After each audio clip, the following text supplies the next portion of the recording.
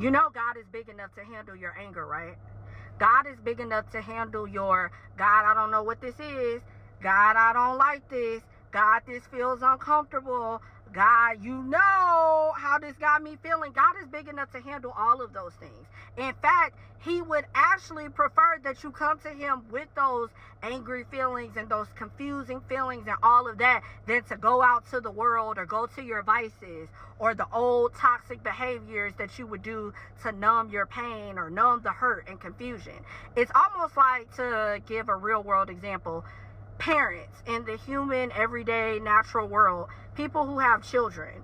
If your child had an issue with how you were parenting them or something you weren't allowing them to do, let's say they're a teenager and they're starting to feel and smell themselves, or like a preteen or something, wouldn't a parent, any normal, healthy parent, would rather their child come to them, even with all their confusion, their hurt, their pain, their anger, than to go out to their little friends or other people that are around their age that are just as inexperienced, just as young and impressionable as them and don't know what they're talking about.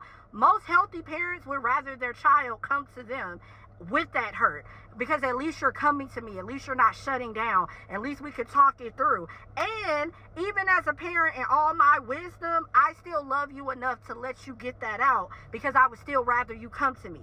Sometimes having a difficult conversation or being able to talk to people and have tough conversations is the indicator that you are in relationship. So that's why we say have a relationship with Christ. Have a relationship with God, not just going through the motions and checking off boxes, because it's in those hard times when you have to go and say, hey, I ain't like the way this made me feel, the same way you would a best friend or a mother or a father or a significant other who you locked in with. If we locked in the way we say we are, I should be able to come to you, even as awkward or as I might feel, and be able to say, like, hey, I didn't like the way that made me feel, or, oh, I didn't like this. God is the same way. If God, how much more than God, our good Father, who's the ultimate Father, how much more would he want his children to come to him rather than go to his other children, i.e. other humans who are just as lost, just as dependent on God, who need God just as much as you do? Why would he want you to go to other people when you can come to him, the source, the good Father, and get all of that out and walk it out with him and not shut him off and shut that relationship and keep that covenant two-way, open dialogue open with him through prayer? It's the same way. So the next time you feel yourself getting, and I don't like how God's moving and I don't like this, it's okay to go to him and say, God, this hurts. God, I'm angry. The scripture says, be angry, but sin not. That's an indicator that if God thought to put that scripture in the Bible, that means he knew that, oh, one of these days my creation is going to experience the emotion of anger. The problem is we can't let that anger fester and take over and act on it and be the driving force in how we move and how we speak to people, or even let it fester and turn into bitterness and all these other things.